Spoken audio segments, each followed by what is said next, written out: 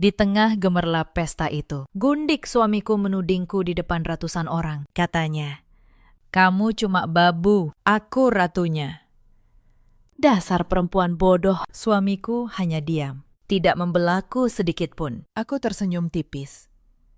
Mereka tidak tahu satu hal. Di balik gaun lusuh ini, aku menyimpan rahasia yang akan menghancurkan seluruh hidup mereka dalam satu malam. Halo, sahabat semua. Selamat datang kembali di channel ini. Sebelum kita mulai, tulis dari kota mana kalian menonton di kolom komentar. Jangan lupa dukung cerita ini dengan like dan subscribe. Nama saya Maya. 41 tahun. Sudah 5 tahun menjadi istri seorang pria bernama Reza. Pagi itu dimulai seperti pagi-pagi lain, sama membosankannya. Aku sudah berdiri di depan kompor sejak matahari belum benar-benar naik. Tanganku mengaduk nasi goreng. Bau bawang dan kecap memenuhi dapur. Tapi tak ada satu pun yang membangkitkan seleraku. Pikiranku melayang jauh, mengurai benang kusut 5 tahun pernikahan ini. Lalu terdengar langkah berat menuruni tangga. Tergesa-gesa, itu Reza. Ia muncul di ambang pintu dapur. Kemeja kerjanya sudah rapi. Dasinya masih menggantung longgar. Wajahnya ditekuk.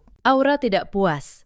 Itu sudah menjadi sarapan paginya setiap hari. Tanpa selamat pagi, tanpa senyum. Ia menarik kursi dengan kasar dan menjatuhkan tubuhnya. "Kopiku mana, Maya?" "Jam berapa ini?" "Kau tahu, aku ada rapat penting pagi ini." Suaranya menggelegar, memecah keheningan rumah. Tidak ada nada lembut, hanya perintah. Aku mematikan kompor. Aku menuangkan nasi goreng ke piring. Aku membuatkan kopi hitam kesukaannya. Langkahku tenang. Sudah sangat terlatih. Aku meletakkan hidangan itu di depannya, lalu berdiri di samping meja. Aku menatap laki-laki yang dulu berjanji menjadikanku cahaya hidupnya. Reza dulu lembut, penuh perhatian. Kini ia berubah arogan sejak menjabat sebagai direktur operasional di kantornya. Reza menyesap kopinya, lalu mendecak kesal. "Kurang manis. Sudah 5 tahun, bikin kopi begini saja masih salah. Tambahkan gula," perintahnya sambil menyodorkan cangkir kembali. Aku menerimanya tanpa membantah. "Baik, Mas." Aku berjalan ke arah pantry. Aku menambahkan setengah sendok teh gula. Aku mengaduknya perlahan. Sambil mengaduk, pikiranku berputar lagi. Reza tidak pernah tahu siapa aku sebenarnya. Ia selalu menganggapku wanita sederhana yang beruntung dinikahi pria sukses sepertinya. Ia melihatku sebagai ibu rumah tangga biasa, hanya tahu urusan dapur. Ia kerap merendahkanku. Katanya aku tidak mengerti apa-apa soal bisnis. Ia memintaku diam saja di rumah, menikmati hasil keringatnya. Padahal kenyataannya jauh dari itu. Aku adalah Maya Wijaksana, putri tunggal dari mendiang konglomerat yang mewariskan satu kerajaan bisnis raksasa kepadaku. Perusahaan holding milik keluargaku memiliki puluhan anak perusahaan di berbagai sektor. Tapi sebelum ayahku meninggal, aku berjanji pada diriku sendiri. Aku akan mencari suami yang mencintaiku apa adanya, bukan karena hartaku. Maka saat aku bertemu Reza 5 tahun lalu, ia hanya pria pekerja keras yang sederhana. Aku memutuskan menyembunyikan identitasku. Aku memakai nama belakang ibuku. Aku hidup merakyat bersamanya. Aku ingin ia bangga dengan pencapaiannya sendiri. Tapi kekuasaan ternyata meracuninya. Semakin tinggi jabatannya, semakin ia menginjak harga diriku. Dan yang paling parah, ia mulai mengkhianati kesetiaanku. Aku masih ingat ulang tahun pernikahan kami yang kelima, 3 bulan lalu. Aku memasak makan malam favoritnya. Aku menunggu sampai tengah malam. Reza pulang dengan bau parfum asing, mengatakan ada lembur mendadak. Lilin di meja makan sudah meleleh habis. Ia bahkan tidak ingat tanggal berapa hari itu. Malam itu, aku tidak menangis. Aku hanya membereskan meja dalam diam. Dan di dalam hatiku, ada sesuatu yang akhirnya patah. Bukan patah karena sedih, tapi patah karena selesai. Sejak malam itu, aku berhenti berharap. Aku mulai menyusun rencana. Nanti malam, dandan yang rapi, tapi sewajarnya. Jangan berlebihan, ucap Reza, membuyarkan lamunanku. Ia menyuap nasi gorengnya cepat-cepat tanpa menatapku. "Nanti malam ada acara?" tanyaku datar. "Perayaan ulang tahun perusahaan di Hotel Bintang 5. Sebagai direktur, aku wajib hadir membawa pasangan," jawabnya dingin.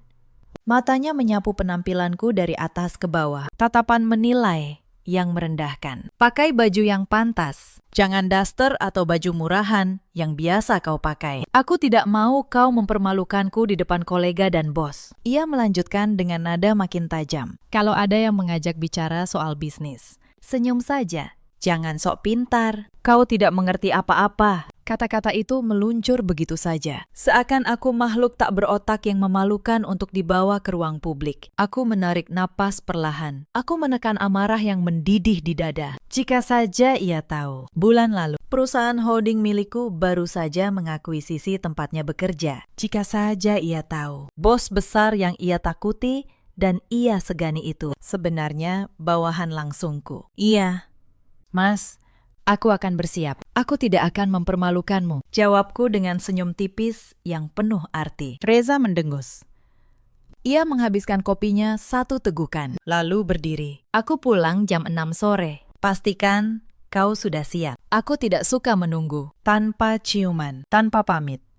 Ia membanting pintu mobil dan pergi. Aku berdiri mematung di ruang makan. Deru mesin mobilnya perlahan menjauh. Begitu rumah benar-benar hening. Senyum patuh di wajahku luntur. Wajahku berubah dingin. Sedingin es. Undangan pesta malam ini. Inilah momen yang sudah kutunggu berbulan-bulan. Aku sudah mencium gelagat perselingkuhannya sejak lama. Parfum wanita di kemejanya. Lipstik di kerah bajunya. Lalu tagihan kartu kredit rahasia yang kutemukan di laci ruang kerjanya. Tagihan itu memuat perhiasan berlian, biaya menginap di hotel butik. Setiap akhir pekan, saat ia berpamitan dengan alasan dinas keluar kota. Aku menyewa detektif swasta. Hasilnya sangat menjijikan. Reza bermain gila dengan Selina, manajer pemasaran di perusahaannya sendiri. Selina, wanita muda yang ambisius, gila harta, sangat manipulatif. Ia tahu Reza sudah beristri, namun ia sengaja merebut suamiku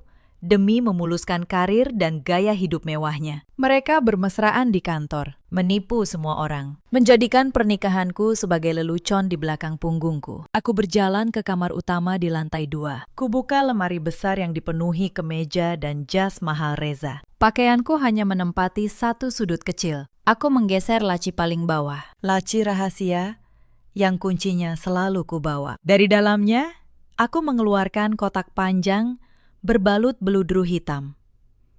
Kubuka perlahan. Di dalamnya, terlipat rapi sebuah gaun malam biru tua yang elegan. Ini bukan gaun sembarangan.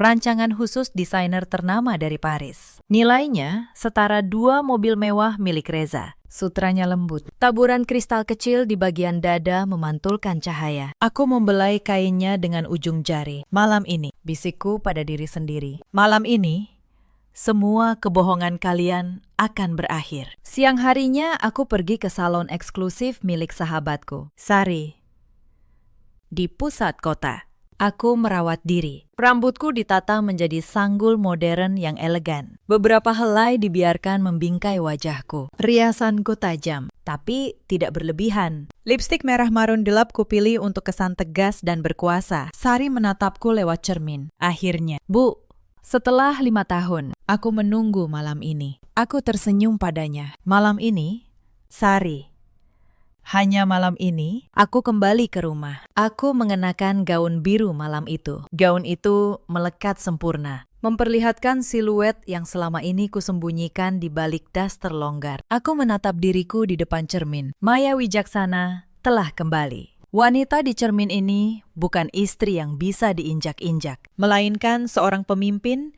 yang siap mengeksekusi pengkhianatnya. Namun pertunjukan belum dimulai. Reza tidak boleh melihat penampilan asliku sebelum kami tiba di sana. Aku membuka lemari. Aku mengambil jas hujan panjang model kuno berwarna coklat kusam yang sangat kebesaran. Aku mengenakannya. Aku mengancingkannya rapat hingga menutupi gaunku sepenuhnya. Rambutku yang sudah ditata, kusembunyikan di balik syal kusam. Aku mengambil tas tangan kulit asli yang sangat mahal. Aku memasukkan dokumen penting berlogo perusahaan holdingku ke dalamnya. Lalu kulapisi tas itu dengan tas belanja kain, agar tidak mencolok. Tepat pukul 6 sore, suara mobil Reza memasuki garasi. Aku turun ke ruang tamu. Aku menunggunya dengan tenang. Pintu terbuka. Reza melangkah masuk. Ia sudah memakai setelan tuxedo hitam yang rapi dan wangi. Matanya langsung tertuju padaku. Alisnya bertaut tajam. Wajahnya memerah menahan kesal melihat mantel coklat kusam itu. Ya Tuhan.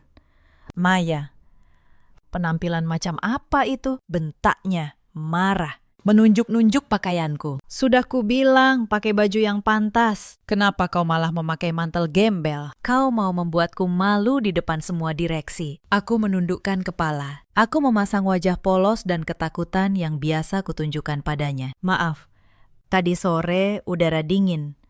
Aku pakai mantel ini biar tidak masuk angin di jalan. Nanti sampai hotel. Mantelnya aku lepas. Reza memijat pelipisnya. Frustrasi memiliki istri sepertiku. Terserah. Pokoknya, sebelum masuk ruang pesta, lepaskan mantel gembel itu. Dan tas kain apa pula itu? Memalukan. Iya, Mas. Maafkan aku. Jawabku cepat. Cepat masuk mobil. Kita sudah hampir terlambat. Perintahnya.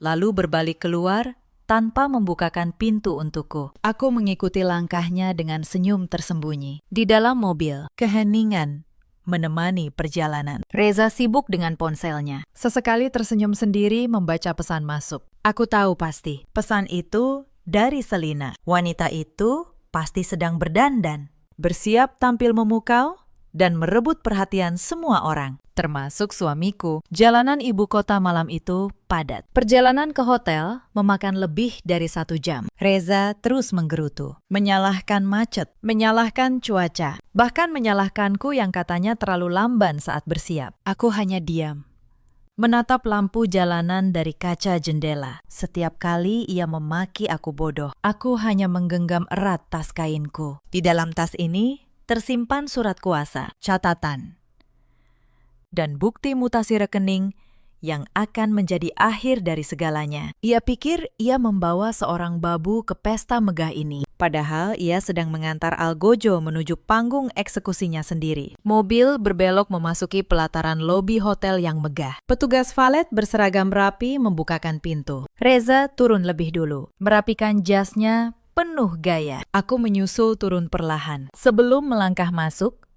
Reza membisikkan sesuatu di telingaku. Ingat, jangan banyak bicara. Jangan mempermalukanku. Kalau perlu, duduk saja di sudut. Jangan berbaur dengan istri direktur lain. Mereka bukan levelmu. Aku mengangguk patuh. Baik. Mas, aku mengerti posisiku. Ya, aku sangat mengerti posisiku. Dan malam ini, aku akan memastikan kau dan gundikmu juga mengerti posisi kalian yang sebenarnya. Di bawah kakiku, lobi hotel bintang 5 itu menyilaukan mata. Lantai marmer putih memantulkan cahaya lampu gantung kristal. Alunan musik klasik menyambut setiap tamu. Para tamu, sebagian besar karyawan dan direksi, berlalu lalang dengan pakaian terbaik. Jas mahal dan gaun malam beraneka warna menghiasi pemandangan. Reza berjalan dengan langkah lebar dan dada membusung. Sesekali mengangguk ramah pada kolega. Berpura-pura menjadi pria hangat dan bersahabat. Sementara aku berjalan beberapa langkah di belakangnya. Tepat sebelum pintu aula, aku melipir ke ruang penitipan barang. Aku melepaskan syal kusam di kepalaku. Aku membuka kancing jas hujan coklat itu. Aku membuang tas kain belanja yang menutupi tas tanganku. Petugas penitipan barang terpaku melihat perubahanku. Dari wanita lusuh menjadi sosok anggun dengan gaun biru malam yang memeluk tubuh dengan sempurna. Aku tersenyum tipis pada petugas itu. Aku merapikan rambutku sejenak, lalu melangkah menyusul Reza memasuki aula utama. Sayangnya, Reza tidak menyadari perubahanku. Begitu masuk, ia langsung meninggalkanku di dekat pintu. Kau cari tempat duduk sendiri di sana, di sudut, dekat meja makanan penutup. Perintahnya tergesa, menunjuk meja kecil yang jauh dari panggung. Aku harus menemui dewan direksi dan menyapa klien penting. Jangan mengikutiku. Jangan membuat kekacauan. Tunggu sampai acara selesai. Tanpa menunggu jawabanku, Reza berbalik. Ia membelah kerumunan, meninggalkanku sendirian seperti anak hilang. Aku menatap punggung suamiku yang menjauh dengan tatapan datar. Benar-benar laki-laki tak tahu diri. Ia membawa istri sahnya hanya sebagai syarat formalitas, lalu membuangnya ke sudut ruangan agar tidak mengganggu kesenangannya. Namun ini justru memudahkan rencanaku. Aku melangkah anggun menuju meja sudut yang ditunjuknya. Aku berjalan melintasi kerumunan. Aku bisa merasakan beberapa pasang mata menilai gaun biru malamku. Meski tidak mencolok, gaun ini memancarkan aura yang tidak bisa disembunyikan dari mata yang paham mode. Tapi tak ada yang mengenaliku sebagai istri direktur operasional. Mereka hanya memandang kagum tanpa berani menyapa. Aku duduk di kursi sudut yang temaram. Aku memesan air mineral. Aku mulai mengamati seluruh ruangan, seperti elang yang mengintai mangsanya. Sekitar 15 menit kemudian, pintu utama aula kembali terbuka. Dan kali ini, perhatian seluruh ruangan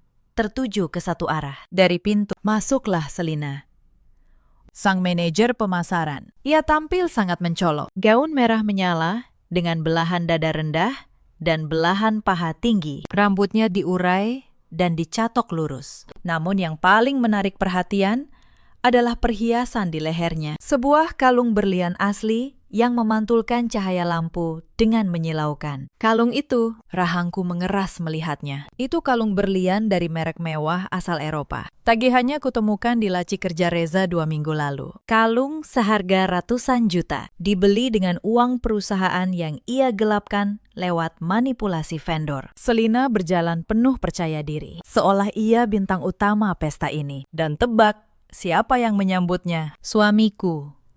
Reza berjalan cepat menghampiri Selina dengan senyum merekah yang tak pernah ia tunjukkan padaku bertahun-tahun. Ia bahkan berani merangkul pinggang Selina dengan sangat natural, lalu menuntunnya masuk ke tengah kerumunan. Suasana di sekitarku mulai riuh dengan bisik-bisik, karena posisiku di sudut yang agak gelap. Beberapa staf muda di dekat mejaku bicara bebas tanpa menyadari kehadiranku. Gila. Mbak Selina cantik banget malam ini. Sudah seperti ratu, bisik seorang staf perempuan. Wajar, perawatannya mahal. Lihat kalung berlian itu. Pak Reza memang tajir. Pantas Mbak Selina nempel terus, sahut temannya sambil tertawa kecil. Tapi bukannya Pak Reza sudah punya istri? Tanya staf.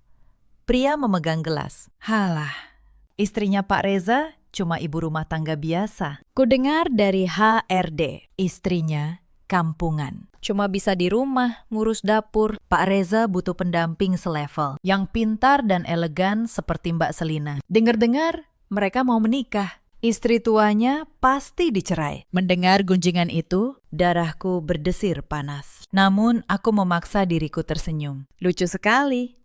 Reza benar-benar mencuci otak seluruh kantor dengan kebohongannya. Ia membangun citra pria sukses yang terperangkap dalam pernikahan dengan wanita kolot, lalu menjadikan Selina sebagai piala kebanggaannya. Mereka pikir mereka sudah menang. Mereka pikir mereka di puncak piramida kehidupan. Tak lama, seorang pelayan muda lewat membawa nampan. Salah satu sudut bajunya tak sengaja menyenggol bahu Selina. Hanya senggolan kecil. Namun Selina langsung memutar tubuhnya. Kau buta, ya?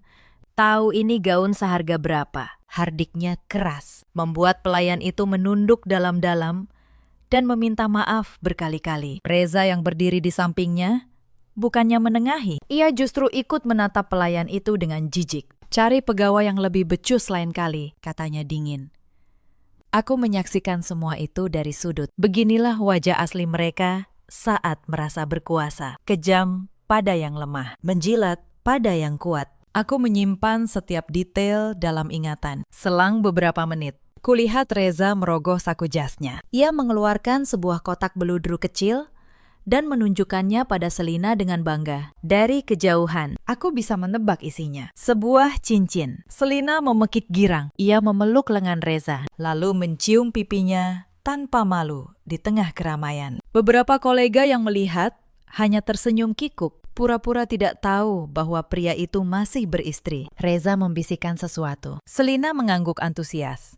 Matanya berbinar. Aku sudah tahu apa yang mereka rencanakan. Cincin itu. Janji pernikahan setelah perceraian yang mereka kira tinggal selangkah lagi. Mereka sedang merancang masa depan di atas reruntuhan pernikahanku. Menggunakan uang yang mereka curi dari perusahaanku. Aku menggenggam tasku sedikit lebih erat. Di dalamnya, kebenaran sudah menunggu untuk dilepaskan. Beberapa saat kemudian, mata Selina tanpa sengaja menyapu ke sudut ruangan. Pandangannya bertabrakan denganku. Aku menatapnya datar, tanpa berkedip. Selina sempat terkejut. Mungkin ia tidak mengenaliku pada pandangan pertama. Gaun dan riasanku sangat berbeda. Tetapi kemudian ia menyadari siapa yang menatapnya. Senyum manja di wajahnya perlahan memudar, digantikan seringai licik. Saat itu, Reza dipanggil pembawa acara untuk bersiap di panggung bersama direksi. Ia berjalan menjauh.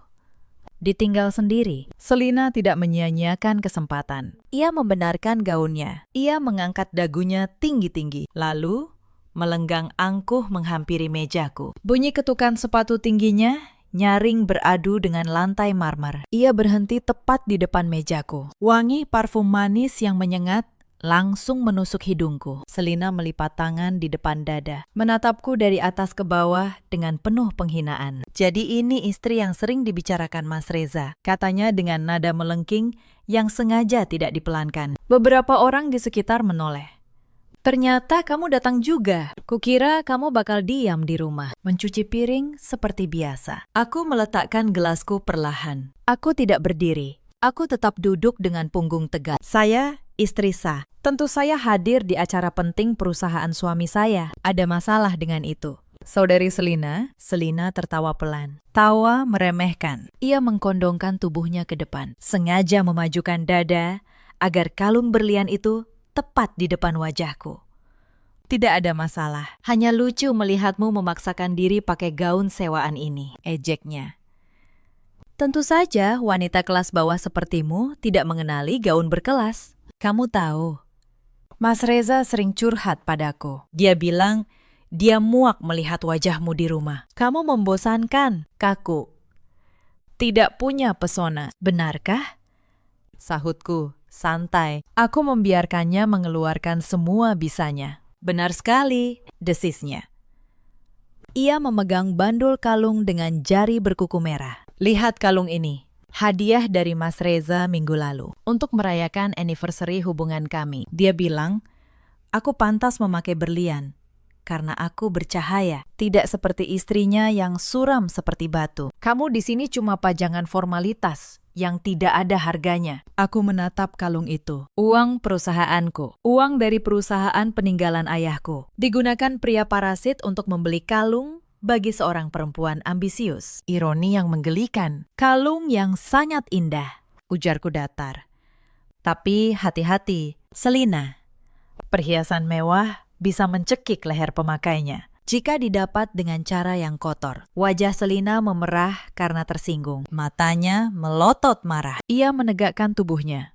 Rahangnya mengeras. Jaga mulutmu. Perempuan kolot.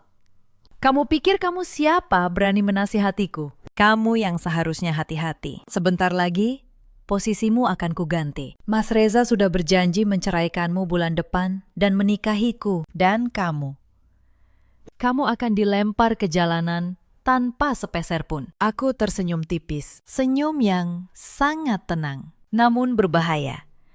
Kita lihat saja nanti siapa yang akan dilempar ke jalanan tanpa uang. Selina, nikmatilah malam ini. Mungkin ini malam terakhirmu memakai gaun merah menyala itu. Selina mendengus. Tampak kesal karena ejekannya tidak membuatku menangis histeris. Dasar perempuan gila tidak tahu diri, desisnya pelan. Tepat saat itu, suara tepuk tangan meriah terdengar dari arah panggung. Pembawa acara mengumumkan puncak acara. Prosesi bersulang oleh jajaran direksi. Akan segera dimulai. Selina menatapku dengan penuh kebencian. Tunggu saja pembalasanku. Aku akan membuatmu menangis darah malam ini juga. Bisiknya penuh ancaman. Lalu ia membalikan badan dan berjalan cepat menuju panggung. Aku mengambil tasku dari kursi sebelah. Aku berdiri perlahan. Babak pemanasan telah selesai. Ratu palsu telah memamerkan mahkota curiannya. Kini saatnya ratu yang sesungguhnya melangkah ke tengah arena. Puncak acara akhirnya tiba. Pembawa acara dengan suara bariton meminta perhatian seluruh tamu. Hadirin sekalian, kini kita tiba pada momen yang paling ditunggu. Kami mengundang seluruh dewan direksi naik ke atas panggung. Mari kita bersulang untuk kejayaan perusahaan kita. Tepuk tangan bergemuruh. Para pelayan berseragam putih hitam menyebar membawa nampan berisi gelas kristal tinggi. Di depan sana, suamiku melangkah, membusungkan dada menaiki panggung. Ia berdiri di jajaran direksi, termasuk di samping direktur utama yang berwibawa. Di bawah panggung, di posisi paling depan, berdirilah Selina. Gundik suamiku itu sengaja memamerkan gaun merahnya dan kalung berlian hasil curian itu. Wajahnya berseri menatap Reza di atas panggung. Sesekali mereka saling melempar pandangan penuh arti. Komunikasi rahasia yang menjijikan di depan ratusan karyawan. Aku melangkah maju. Meninggalkan sudut yang remang, aku membelah kerumunan. Aku mengambil segelas anggur merah dari nampan pelayan yang lewat. Aku terus maju hingga berada di barisan kedua. Hanya beberapa meter dari punggung Selina. Prosesi bersulang berlangsung. Semua direksi mengangkat gelas tinggi-tinggi untuk kejayaan perusahaan. Seru mereka. Disusul denting kaca yang beradu. Setelah selesai, para direksi turun dari panggung. Reza langsung berjalan lurus menghampiri Selina. Senyumnya begitu lebar, seolah ia baru memenangkan lotere terbesar. Ia sama sekali tidak mencariku. Di kepalanya, istrinya yang kampungan itu pasti masih duduk patuh di sudut, bersembunyi seperti tikus ketakutan. Saat Reza dan Selina asik berbincang dengan dua kolega asing, Selina berbalik untuk memanggil pelayan. Tepat detik itu, matanya menangkap sosokku.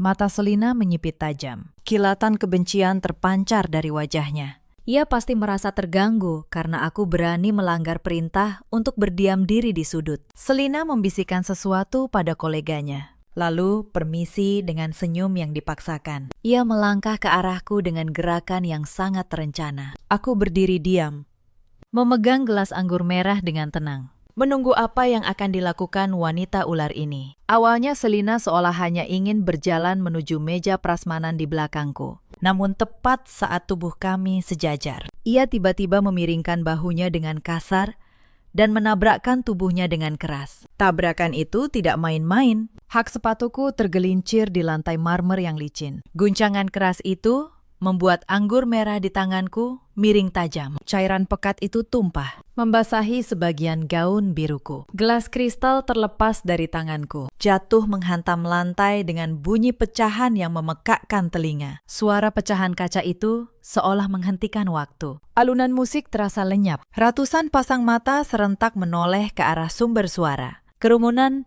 mundur, membentuk lingkaran kosong, menjadikan aku dan Selina pusat tontonan. Selina berpura-pura terkejut. Ia menutup mulutnya dengan sebelah tangan. Tangan lain menunjuk pecahan kaca di lantai. Astaga, kalau jalan, lihat-lihat dong, jangan ceroboh begini, serunya. Dengan suara yang sengaja dikeraskan agar seluruh ruangan mendengar tuduhannya. Ia menatapku merendah. Bibirnya menyunggingkan senyum kemenangan. Keributan itu langsung menarik perhatian Reza. Suamiku menerobos kerumunan dengan wajah panik yang cepat berubah menjadi kemarahan saat melihat aku berdiri di tengah kekacauan. Wajah Reza memerah padam. Urat-urat di lehernya menonjol. Ia merasa harga dirinya hancur karena aku, istri yang selalu ia sembunyikan, kini menjadi pusat perhatian. Reza tidak bertanya apa yang terjadi. Ia tidak peduli apakah aku terluka oleh pecahan kaca. Ia langsung melangkah maju, mencengkeram lengan atasku dengan kasar, menarikku menjauh. Apa-apaan kau ini, Maya? Desisnya tertahan, penuh kemarahan. Tepat di depan wajahku. Sudah kubilang diam di sudut. Kenapa kau malah berkeliaran dan membuat kekacauan? Kau sengaja ingin mempermalukanku di depan semua bos dan kolega. Kau benar-benar perempuan ceroboh yang tidak tahu aturan. Kata-kata Reza meluncur seperti anak panah beracun. Ia memarahiku, menyalahkanku, menghinaku di depan ratusan rekan kerja, tanpa mencari tahu kebenaran sama sekali. Beberapa karyawan mulai berbisik, menatapku dengan pandangan kasihan, bercampur cibiran. Aku menatap mata Reza dalam-dalam. Tidak ada sedikit pun rasa cinta tersisa di sana. Yang ada hanya keegoisan seorang laki-laki yang takut reputasi palsunya hancur. Melihat Reza, memarahiku habis-habisan. Nyali Selina membesar. Ia merasa mendapat dukungan penuh dari pelindungnya. Selina melangkah maju, berdiri di samping Reza, menatapku dengan kemenangan mutlak. Selina melipat tangan di dada, mengangkat dagu tinggi-tinggi dengan suara yang sangat lantang, melengking.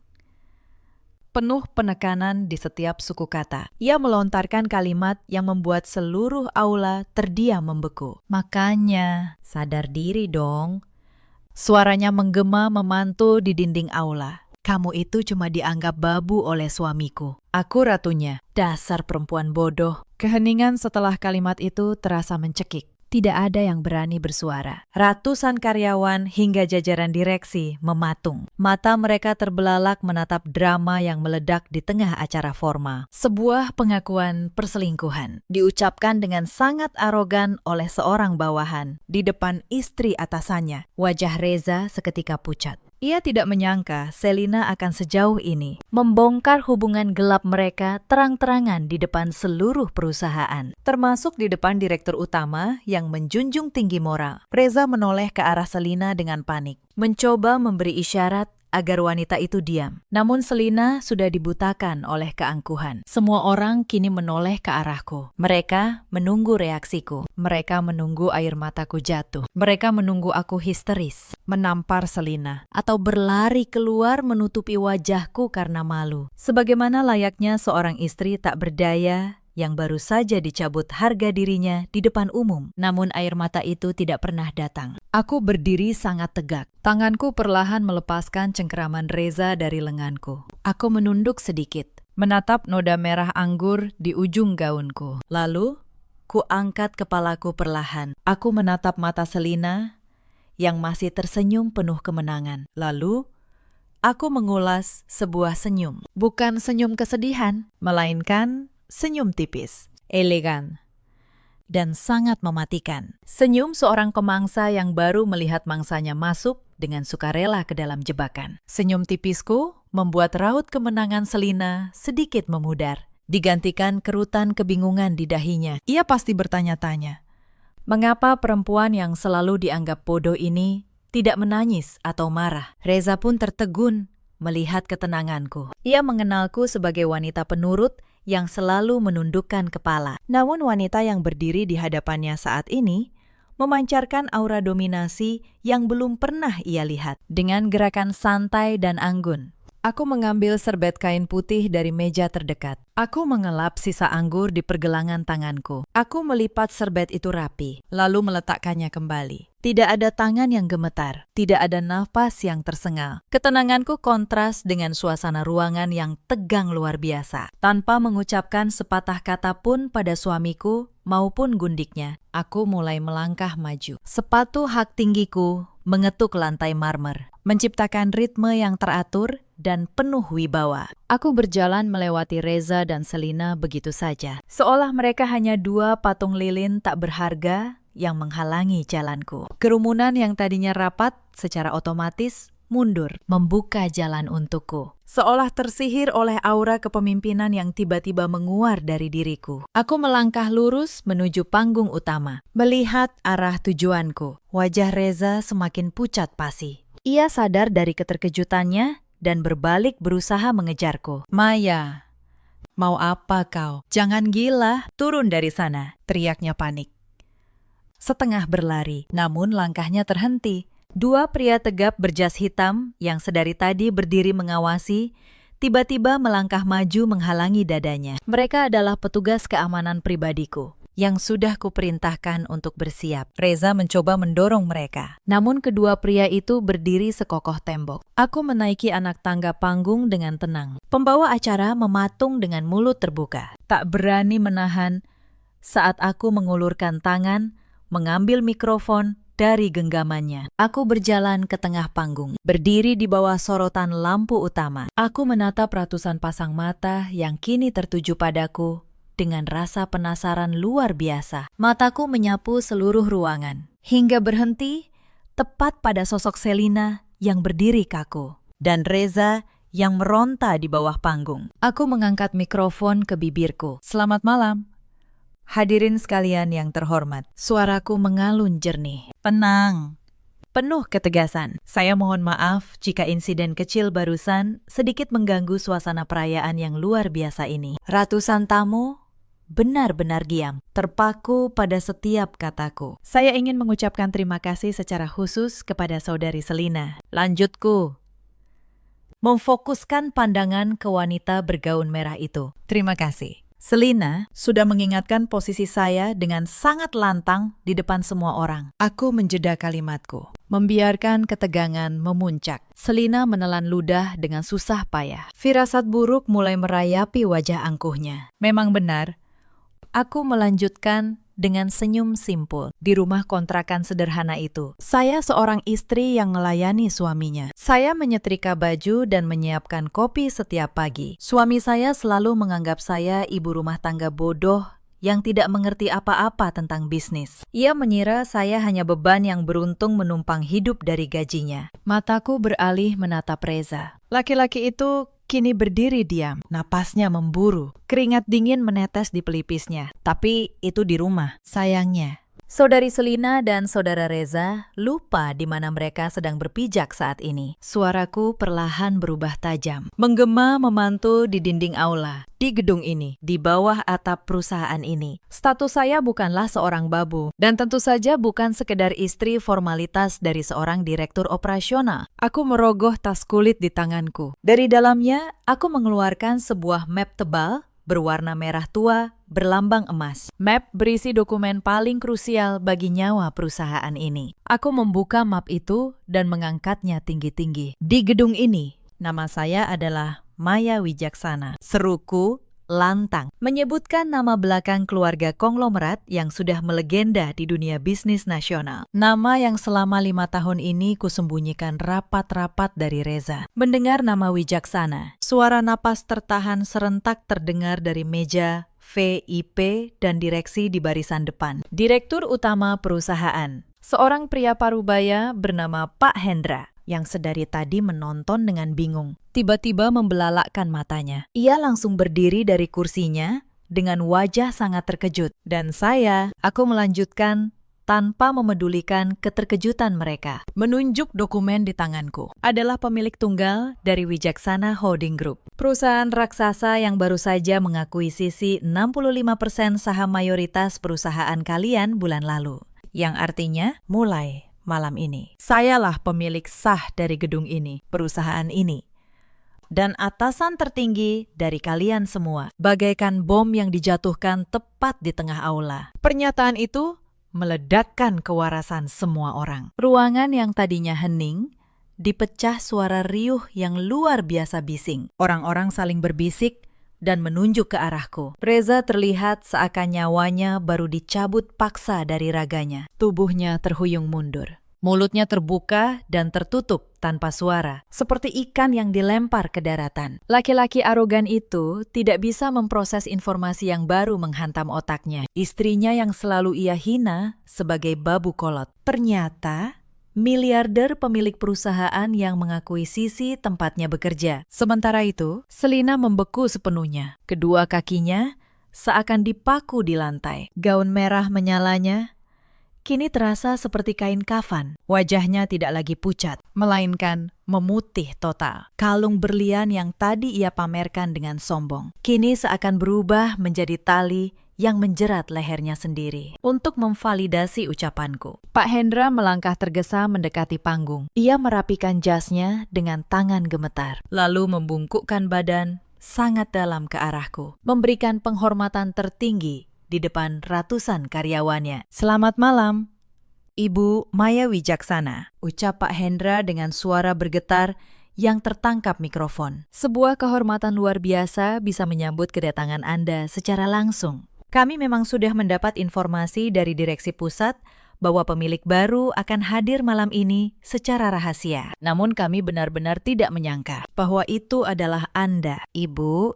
Pengakuan langsung dari mulut direktur utama itu adalah palu godam yang menghancurkan sisa keraguan di ruangan. Kebenaran telah diresmikan. Aku membalas sapaan Pak Hendra dengan anggukan kecil yang berwibawa. Lalu kembali menatap Reza dan Selina yang kini gemetar hebat di bawah panggung. Jadi, saudari Selina, ucapku dengan senyum miring yang dingin. Tadi kamu menyebut dirimu sebagai ratu. Ratu yang memakai mahkota berupa kalung berlian seharga ratusan juta rupiah. Yang ironisnya, dibeli oleh laki-laki pecundang ini menggunakan dana operasional pemasaran perusahaanku yang ia gelapkan secara ilegal. Selina terkesiap keras. Secara refleks, ia menutup lehernya dengan kedua tangan, berusaha menyembunyikan kalung itu. Tidak. Bisik Reza dari bawah panggung. Itu tidak benar, tidak benar. Aku mengulang dengan tenang. Aku mengeluarkan beberapa lembar dokumen dari map merah itu. Saya punya rekening koran, saya punya bukti mutasi, saya punya catatan vendor fiktif yang kau gunakan untuk mengalirkan dana perusahaan ke rekening pribadimu. Lalu ke butik perhiasan, tempat kalung itu dibeli. Semua hitam di atas putih. Tim auditku sudah bekerja selama 3 bulan. Aku menyerahkan dokumen itu pada Pak Hendra. Direktur utama itu memindai isinya. Wajahnya berubah keras. Ia menatap Reza dengan tatapan jijik yang tak bisa disembunyikan. Pak Reza, kata Pak Hendra dengan suara berat. Angka-angka di sini. Penggelapan dana sebesar lebih dari 3 miliar rupiah. Ini bukan urusan rumah tangga lagi. Ini tindak pidana. Reza jatuh berlutut di lantai marmer. Tubuhnya bergetar. Maya. Tolong. Aku khilaf. Aku salah, ratapnya. Merangkak mendekat ke arah panggung. Topeng arogansinya telah hancur total. Kau istriku, tolong jangan lakukan ini. Aku mohon, aku akan kembali padamu. Aku akan tinggalkan Selina. Selina menoleh tajam ke arah Reza. Wajahnya berubah dari ketakutan menjadi kemarahan. Apa? Kau bilang apa tadi? Jeritnya. Kau yang bilang akan menceraikannya. Kau yang janji menikahiku. Kalung ini, mobil itu. Semua kau yang beri. Jangan menyeretku. Pengecut. Diam kau. Selina, kalau bukan karena kau, aku tidak akan jadi begini, balas Reza. Pertengkaran kedua pengkhianat itu pecah di lantai aula, di depan ratusan mata. 2 orang yang tadi memamerkan kemesraan, kini saling tuding, seperti 2 tikus terjebak. Aku menatap pemandangan itu dari atas panggung dengan tenang. Tidak ada amarah. Tidak ada dendam yang membara. Hanya rasa lelah yang akhirnya menemukan ujungnya. Cukup, ucapku pelan ke mikrofon. Namun satu kata itu cukup menghentikan pertengkaran mereka. Reza, 5 tahun aku memberimu kesempatan menjadi pria yang baik. Aku menyembunyikan siapa aku, agar kau bisa mencintaiku sebagai Maya, bukan sebagai hartaku. Tapi yang kau pilih adalah menginjakku. Lalu, mencuri dari perusahaan yang ironisnya kini menjadi milikku. Aku menatap Pak Hendra.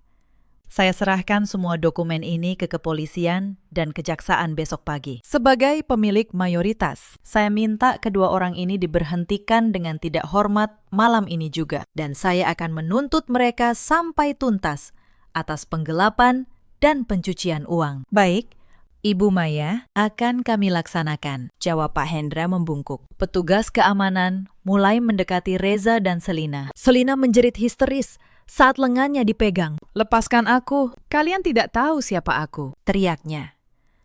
Justru kami baru tahu siapa Anda, Mbak, jawab petugas itu datar. Reza tidak melawan. Ia hanya menatapku dari lantai, mata kosong. Air mata mengalir di pipinya, bukan air mata penyesalan. Air mata seorang pria yang baru sadar telah membuang harta karun dengan tangannya sendiri. Aku turun dari panggung. Aku berjalan melewatinya tanpa menoleh. Sepatu hat tinggiku kembali mengetuk lantai marmer dengan ritme yang teratur. Di belakangku, suara isak tangis dan kegaduhan memenuhi aula. Tapi aku tidak peduli lagi. Aku melangkah keluar menuju pintu lobi. Udara malam yang sejuk menyambut wajahku. Sopir pribadiku sudah menunggu di depan dengan mobil. Bukan mobil tua Reza, tapi sedan hitam mengilap milik perusahaanku yang selama 5 tahun ini kuparkir jauh dari rumah kontrakan kami. Pulang kemana? Bu, Tanya supir itu sopan. Aku menatap langit malam Jakarta sejenak. Pulang ke rumah saya yang sebenarnya, Pakistan. 1 minggu kemudian, Reza dan Selina resmi ditahan. Kasus mereka diproses Pengadilan Tindak Pidana Korupsi atas tuduhan penggelapan dana perusahaan dan pencucian uang. Mereka akan menghabiskan bertahun-tahun di balik jeruji, meratapi keserakahan mereka sendiri. Nama mereka dihapus dari perusahaanku, seolah mereka tak pernah ada. Pagi ini,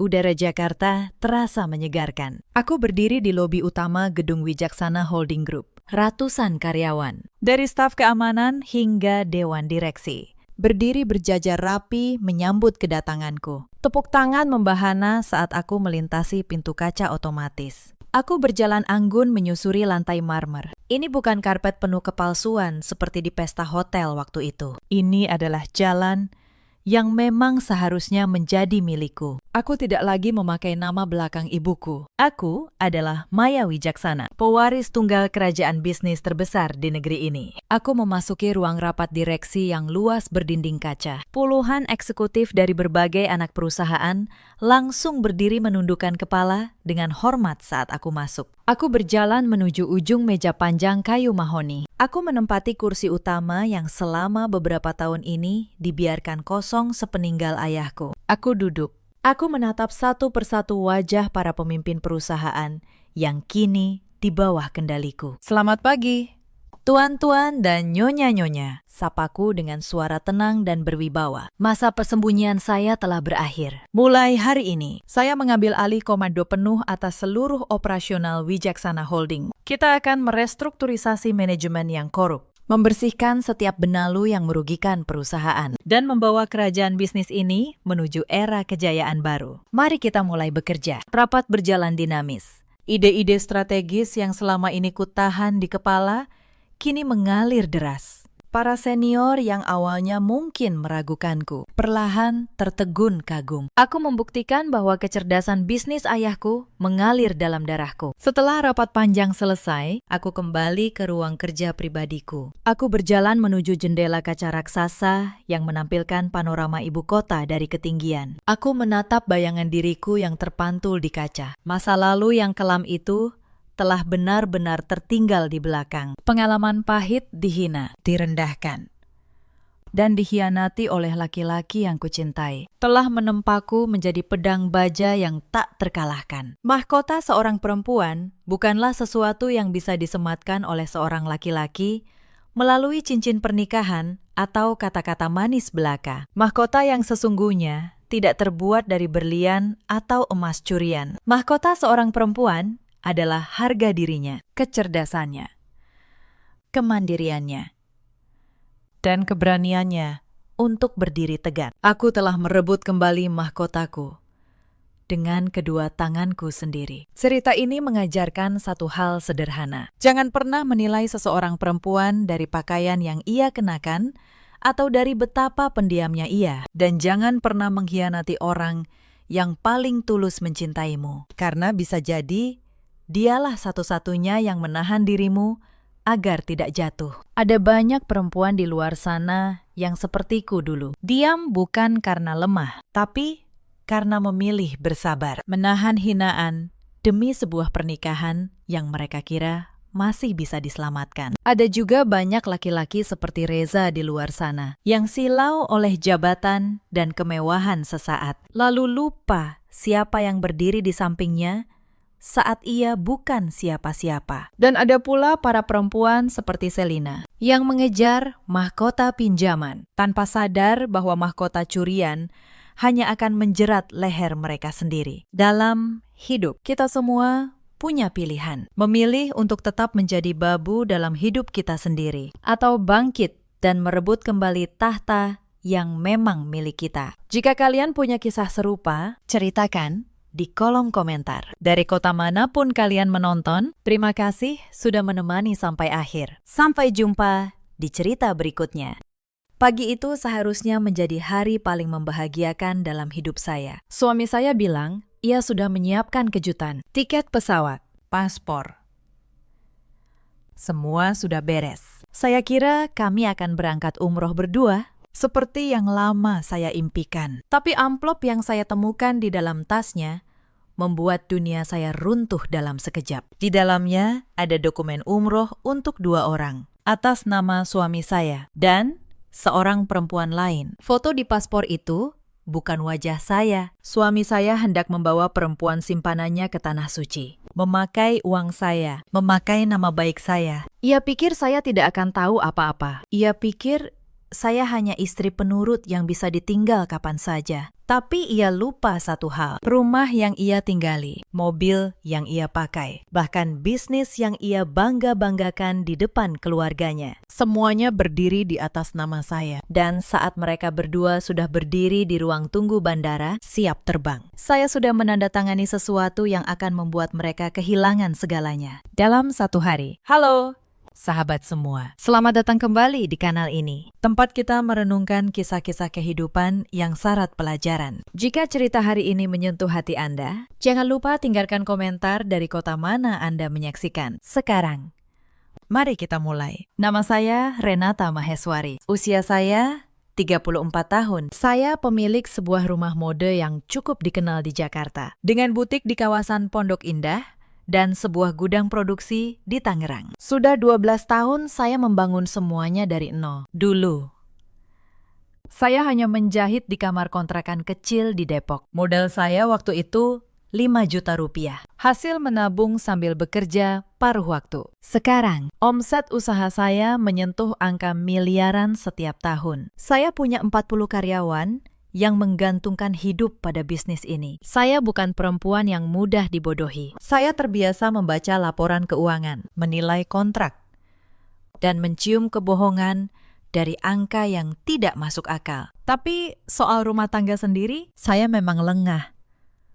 Mungkin karena saya terlalu percaya. Suami saya bernama Galang Pratama. Usianya 38 tahun. Kami menikah 10 tahun lalu, saat bisnis saya baru mulai tumbuh. Waktu itu, ia karyawan biasa di sebuah perusahaan logistik. Saya mencintainya bukan karena harta. Justru saat itu, saya yang punya lebih. Kami punya 1 anak perempuan, namanya Aira. Usianya 12 tahun. Anak yang tenang, cerdas, dan terlalu peka untuk usianya. Belakangan saya baru sadar, ia melihat lebih banyak hal daripada yang ia ucapkan. Setelah menikah, saya mengajak Galang ikut mengelola usaha. Saya beri ia jabatan. Saya beri ia mobil. Saya beri ia gaji yang besar dari perusahaan saya sendiri. Di mata keluarganya, ia tampak seperti pengusaha sukses. Tidak ada yang tahu bahwa semua aset itu, setiap lembar sertifikat, dan setiap akta tetap berdiri di atas nama saya. Itu bukan karena saya pelit.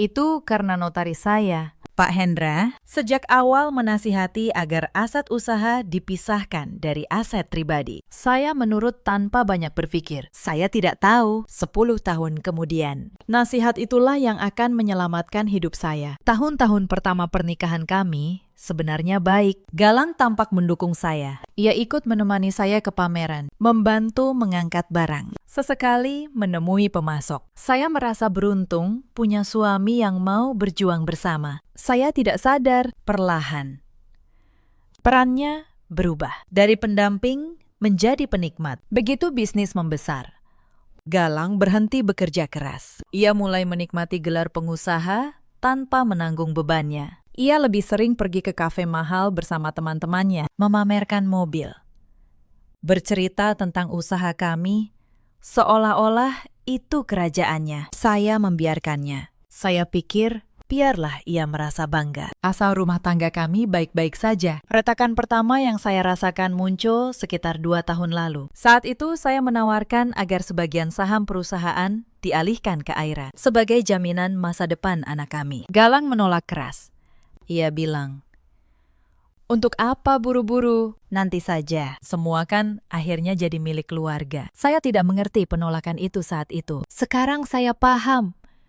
Ia tidak ingin aset itu jatuh ke tangan Aira, karena ia punya rencana lain untuk aset itu. Rencana yang tidak melibatkan saya dan tidak melibatkan anak kami. Sejak itu, sikap Galang berubah sedikit demi sedikit. Ia mulai menganggap pendapat saya tidak penting. Ia memutuskan banyak hal sendiri. Lalu memberitahu saya belakangan ketika saya protes. Ia bilang, saya terlalu mengatur. Ketika saya diam, ia bilang, saya tidak peduli. Apapun yang saya lakukan selalu salah di matanya. Saya bertahan karena Aira. Saya tidak ingin anak saya tumbuh tanpa ayah. Saya pikir selama tidak ada kekerasan, selama rumah tetap utuh, saya bisa menahan semuanya. Saya keliru karena ada bentuk pengkhianatan yang jauh lebih menyakitkan daripada tamparan, yaitu dikhianati dengan senyuman oleh orang yang setiap malam tidur di sisimu. Saya perlu menjelaskan dulu soal rumah kami. Rumah kami ada di kawasan Pondok Indah. Rumah 2 lantai dengan halaman yang cukup luas. Di sana juga tinggal ibu mertua saya,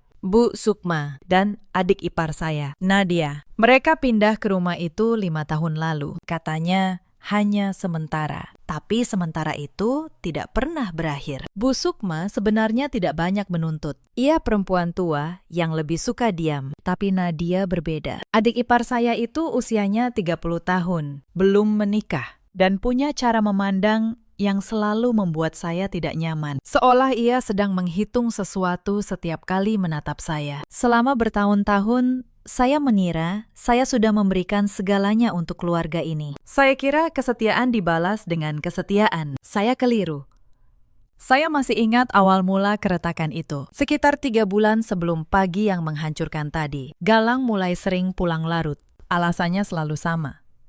Rapat dengan klien, lembur mengejar proyek. Padahal saya tahu persis, perusahaan tidak sedang mengejar proyek apapun. Beberapa kali saya mencium aroma parfum perempuan menempel di kemejanya. Aroma bunga yang manis dan asing. Bukan parfum yang saya pakai. Saya diam saja. Saya pikir mungkin hanya bau di lift kantor. Lalu ada perubahan lain yang lebih halus. Galang mulai banyak bertanya soal bisnis. Bukan soal strategi, melainkan soal kepemilikan. Suatu malam ia bertanya, dengan nada yang dibuat santai. Renata, sebenarnya rumah ini atas nama siapa sih?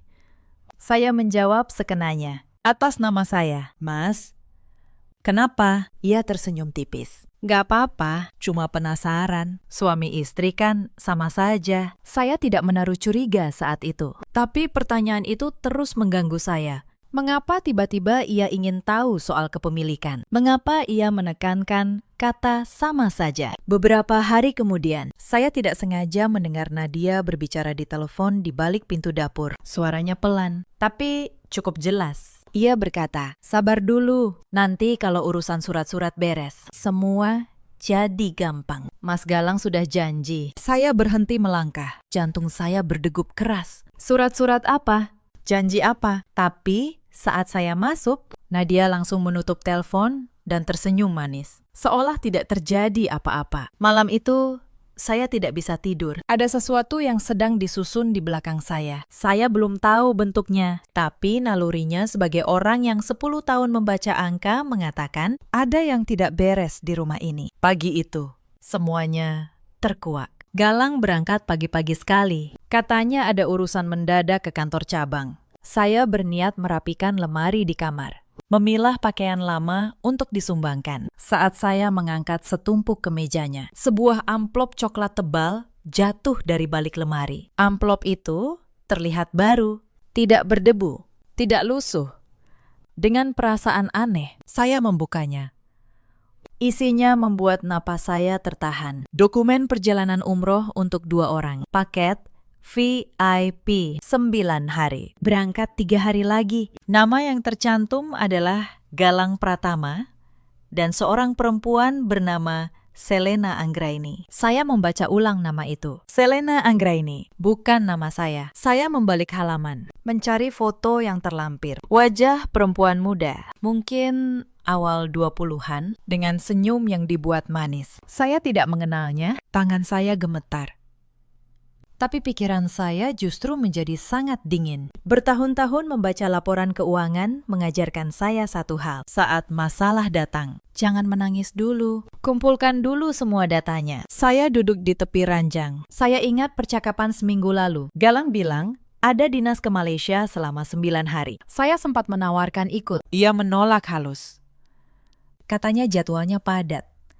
Sekarang, saya tahu Malaysia itu tidak pernah ada. Yang ada adalah tanah suci. Dan seorang perempuan asing yang memakai tempat saya. Saya belum sempat berdiri ketika pintu kamar terbuka pelan. Aira berdiri di sana, masih mengenakan seragam sekolahnya. Anak saya menatap amplop di tangan saya, lalu menatap mata saya. Dan yang ia ucapkan membuat lutut saya lemas. Bunda sudah tahu, ya, katanya pelan.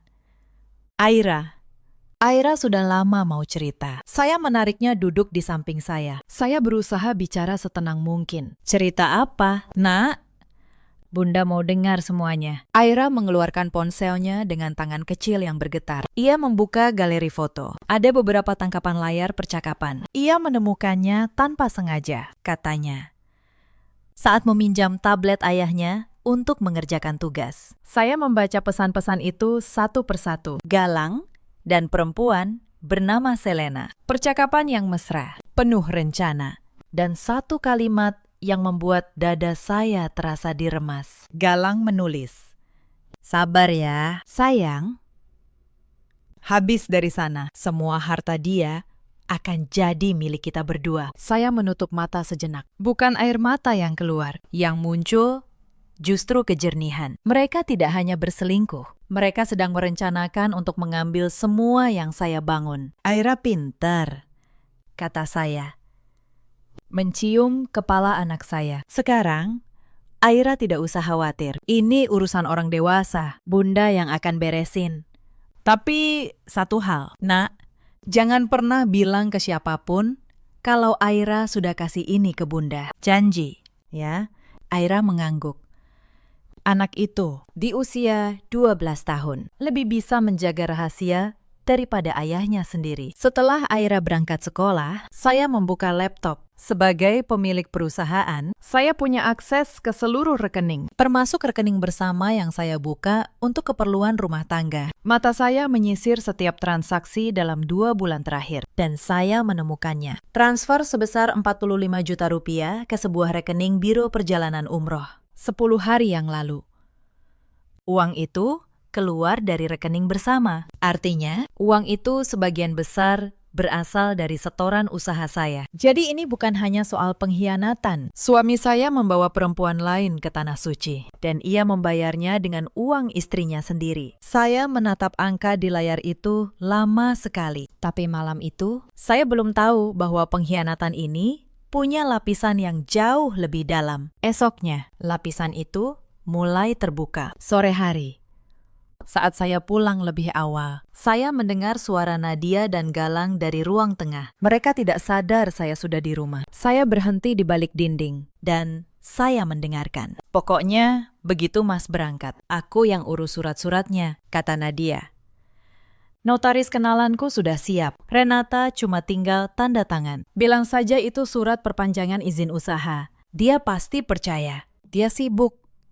Galang tertawa kecil. Pintar kamu. Kalau aset itu sudah pindah separuh ke namaku, dia tidak bisa apa-apa lagi. Saya berdiri kaku di balik dinding. Jadi inilah rencananya. Mereka akan memanfaatkan kepergian Galang untuk mengelabui saya. Mereka ingin saya menandatangani dokumen pengalihan aset. Dibungkus seolah-olah hanya urusan administrasi biasa. Saya mundur perlahan, keluar dari rumah tanpa suara. Lalu berdiri di mobil beberapa saat untuk menenangkan diri. Tangan saya dingin, tapi kepala saya sudah mulai menyusun rencana balasan. Keesokan paginya, saya menemui Pak Hendra, notaris yang menangani usaha saya sejak awal. Saya ceritakan semuanya. Amplop, percakapan, rencana pengalihan aset. Pak Hendra mendengarkan dengan tenang, lalu membuka berkas-berkas lama saya. Bu Renata, katanya pelan, sambil menata dokumen di meja. Saya rasa suami ibu tidak benar-benar paham posisinya. Coba lihat ini.